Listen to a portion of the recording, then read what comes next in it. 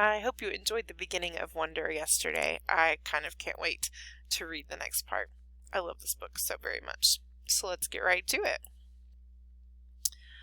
The last time we read, we found out that Mom and Dad were talking about sending Augie to a real school.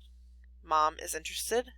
Dad doesn't want Augie to do anything he doesn't want to do, and Augie does not want to go, even though he knows Mom is right. This chapter is called Driving.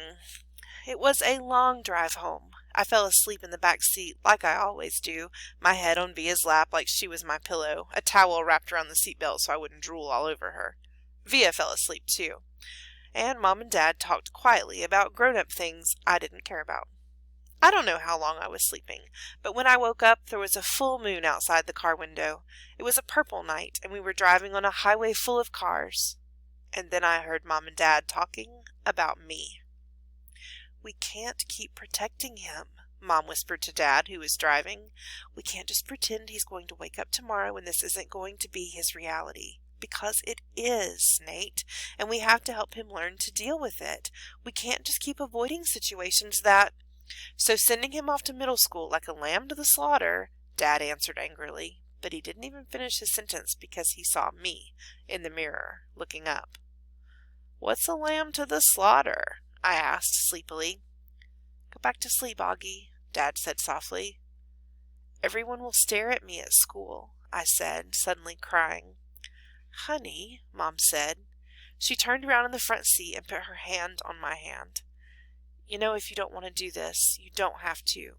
But we spoke to the principal there, and we told him about you, and he really wants to meet you." "What did you tell him about me?" "How funny you are, and how kind and smart.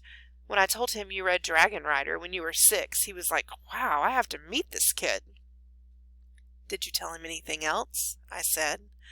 Mom smiled at me. Her smile kind of hugged me. "I told him about all your surgeries and how brave you are," she said. "So he knows what I look like?" I asked. "Well, we brought pictures from last summer in Montauk," Dad said. "We showed him pictures of the whole family and that great shot of you holding that flounder on the boat." "You were there too?" I have to admit I felt a little disappointed that he was a part of this. "We both talked to him." "Yes," Dad said. "He's a really nice man." "You would like him," Mom added. Suddenly it felt like they were on the same side. "Wait, so when did you meet him?" I said. "Well, he took us on a tour of the school last year," said Mom. "Last year?" I said. "So you've been thinking about this for a whole year and you didn't tell me?" "We didn't know if you'd even get in, Augie," answered Mom. "It's a very hard school to get into. There's a whole admissions process. I didn't see the point in telling you and having you get all worked up about it unnecessarily." "But you're right, Augie. We should have told you when we found out last month that you got in," said Dad. "In hindsight," sighed Mom. "Yes, I guess." "Did that lady who came to the house that time have something to do with this?" I said. "The one that gave me that test?" "Yes, actually," said Mom, looking guilty. "Yes." "You told me it was an IQ test," I said. "I know. Well, that was a white lie," she answered. "It was a test you needed to take to get into the school. You did very well on it, by the way." "So you lied," I said. "A white lie, but yes, sorry," she said, trying to smile. But when I didn't smile back, she turned around in her seat and faced forward. "What's a lamb to the slaughter?" I said. Mom sighed and gave Daddy a look. "I shouldn't have said that," Dad said, looking at me in the rearview mirror. "It's not true. Here's the thing. Mommy and I love you so much that we want to protect you any way we can. It's just sometimes we want to do it in different ways." "I don't want to go to school," I answered, folding my arms. "It would be good for you, Augie," said Mom. "Maybe I'll go next year," I answered, looking out the window. "This year would be better, Augie," said Mom. "You know why? Because you'll be going into 5th grade, and that's the first year of middle school. For everyone. You won't be the only new kid." "I'll be the only kid who looks like me," I said. I'm not going to say it won't be a big challenge for you because you know better than that, she answered. But it'll be good for you, Augie. You'll make lots of friends, and you'll learn things you would never learn with me. She turned in her seat again and looked at me. When we took the tour, you know what they had in their science lab? A little baby chick that was just hatching out of its egg. It was so cute, Augie. It actually kind of reminded me of you when you were a little baby with those big brown eyes of yours.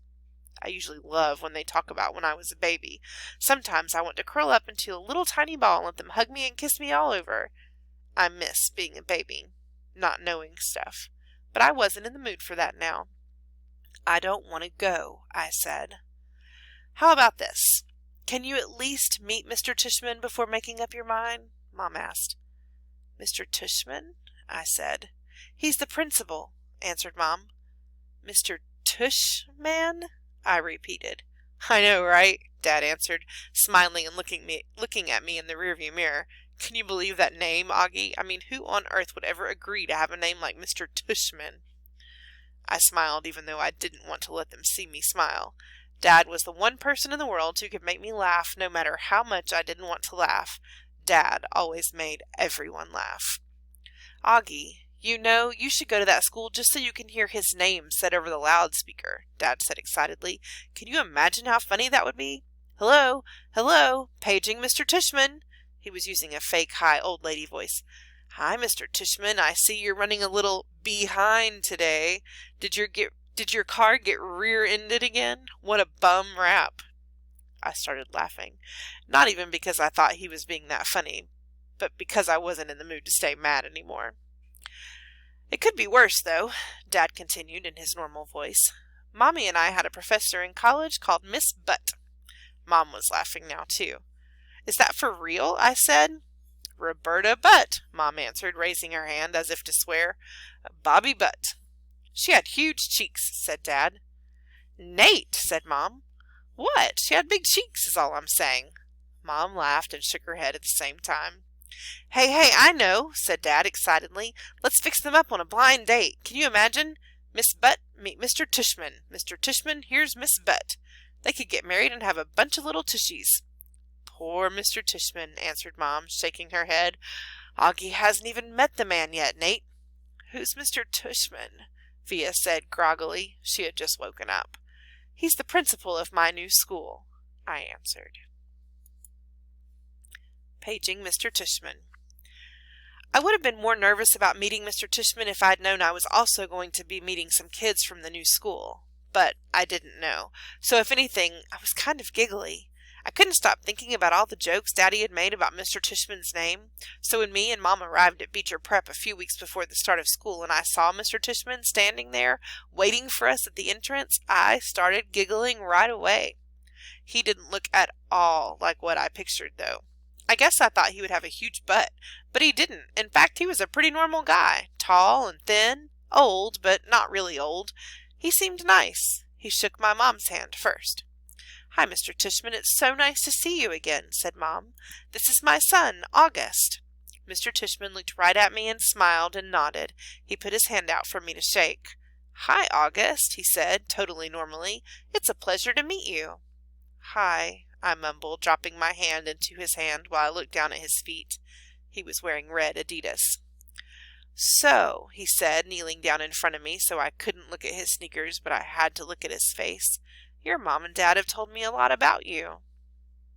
Like, what have they told you? I asked. Sorry? Honey, you have to speak up, said Mom. Like what? I asked, trying not to mumble. I admit I have a bad habit of mumbling. Well, that you like to read, said Mr. Tushman, and that you're a great artist. He had blue eyes with white eyelashes. And you're into science, right? Uh-huh, I said, nodding. We have a couple of great science electives at Beecher, he said. Maybe you'll take one of them?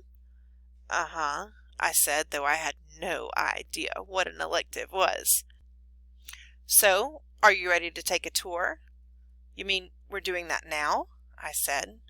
Did you think we were going to the movies? He answered, smiling as he stood up. You didn't tell me we were taking a tour, I said to Mom in my accusing voice. Augie, she started to say. "It'll be fine, August," said Mr. Tishman, holding his hand out to me.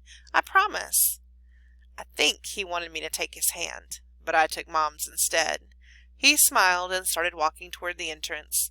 Mommy gave my hand a little squeeze, though I don't know if it was an I love you squeeze or an I'm sorry squeeze.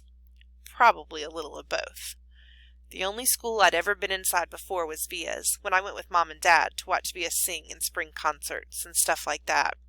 This school was very different. It was smaller, and it smelled like a hospital.